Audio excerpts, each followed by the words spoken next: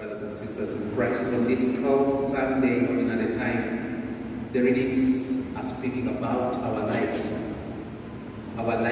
which constitute of good moments, but also our lives with challenging moments, with attacks as well, with the joys, but also with painful realities.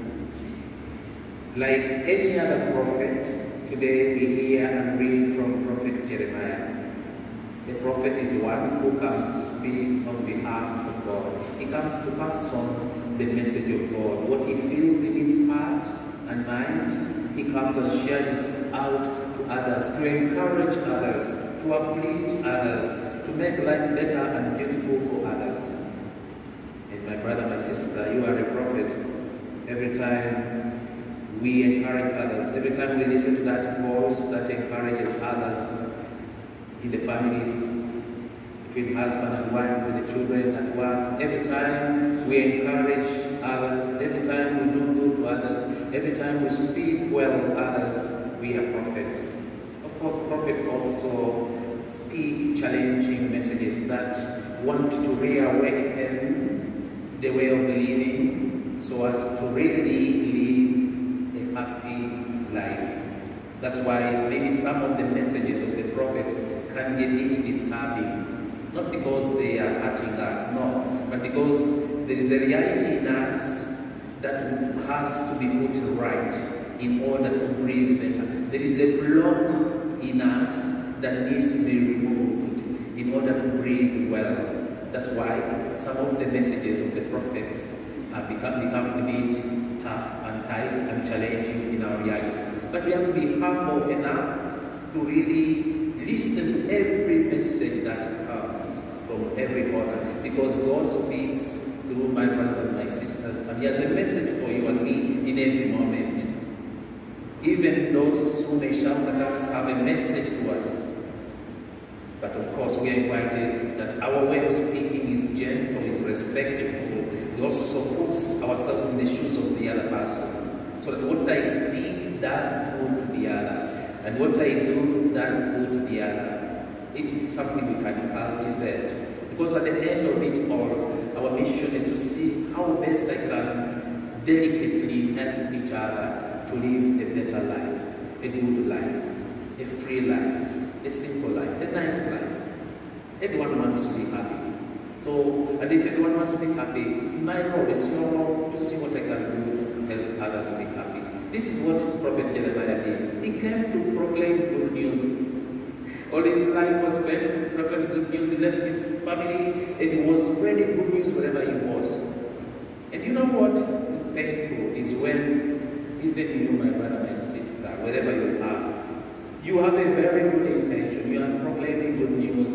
Maybe not many times with your words, but with your good way of living. In that good way of living, maybe sometimes people may not reach your level, and they can be jealous.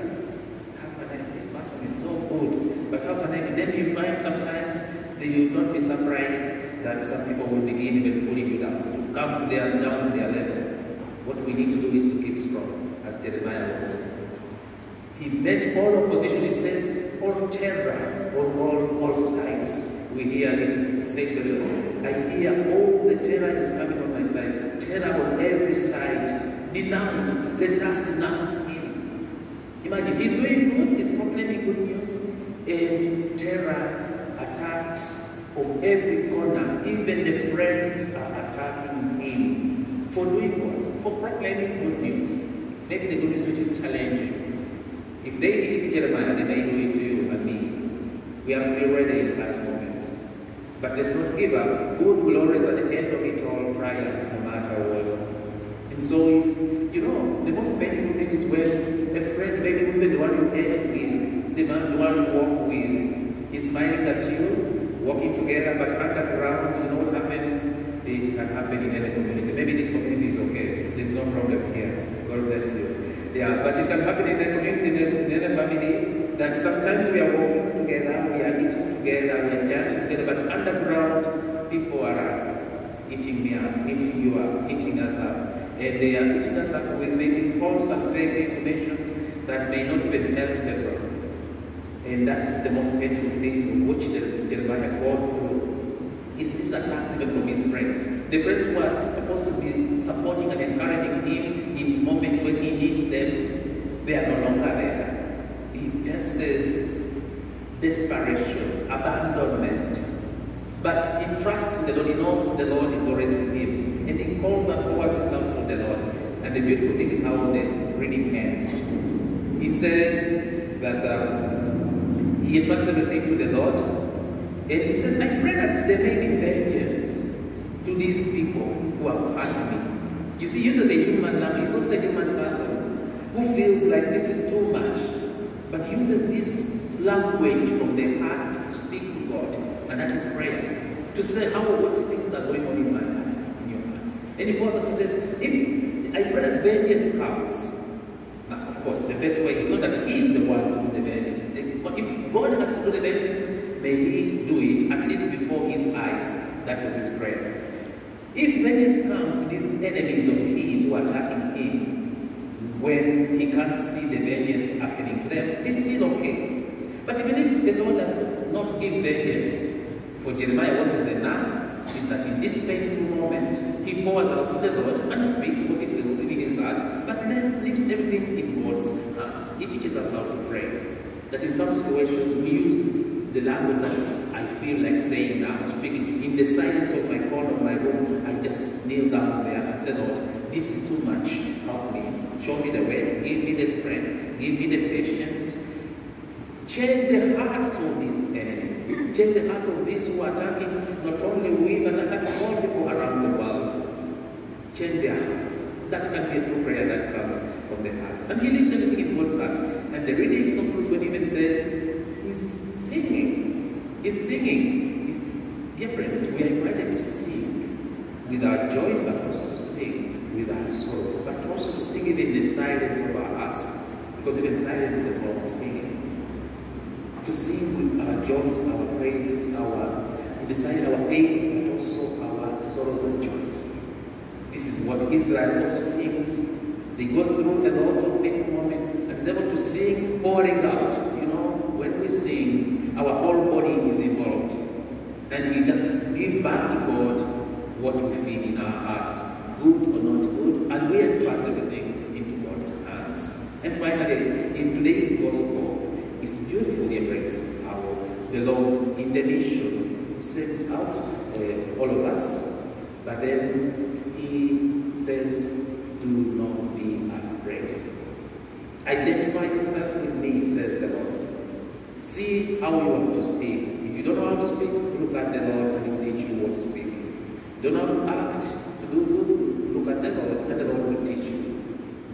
If we are in persecution or in moments of terror or pain, the Lord says, do not be afraid.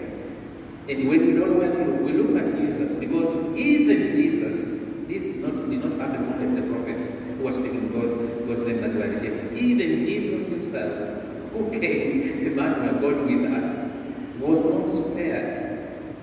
He was attacked in all moments. He was spreading, he went around doing good. This was his mission. He went around healing, doing good, saving, freeing all, uniting people, reconciling us back to the Father, doing good. But yet, they looked for him, they humiliated him, they beat him, they struck him, and they nailed him on the cross, and he died. And we read that by his wounds we are healed, we are saved. Maybe we too, like Jesus, go through these moments of pains. They humiliate us. Maybe not just exactly as it was with Jesus, because that was too much. But we also go through pains. Let's look to Jesus and say, Jesus, you went through all this. How did you make it? Teach us. Teach us. Console us. We need this consolation. How did you make it? People accused you falsely. People humiliated you. They beat you. They stripped you naked.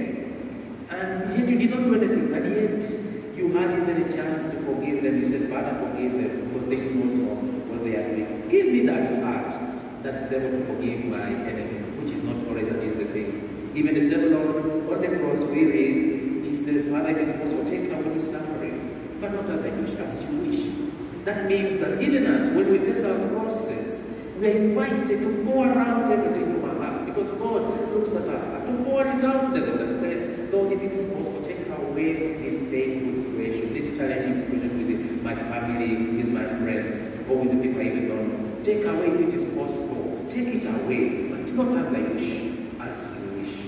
And for sure the Lord is not deaf. He knows what we are going through. And He's with us even in those painful moments, teaching us something even in those painful moments. We pray in this Eucharist offerings that we may never get tired of being prophets, speaking in the name of God, the Father, the Son, and the Holy Spirit. That we may never get tired of encouraging others and doing good all the time, whether the time is right or not, whether we accept it or not, whether it is favorable or not. That we may continue doing good always and everywhere we stay and wherever we are, at home, as we journal, that our way of living and our way of speaking may be only that which looks at my brother and says, this is my brother, he needs help, this is my sister, she needs help, she needs encouragement, she's rejoicing, let us rejoice together, she's in sorrow, let us be in solidarity and encouraging her to come out of this situation, because no situation is permanent. And when we trust the Lord, everything has meaning. When we trust the Lord, who said, cast your burdens unto me, and I will care for you, then we are never alone. We are with the Lord, and we shall be victorious with Him. Amen.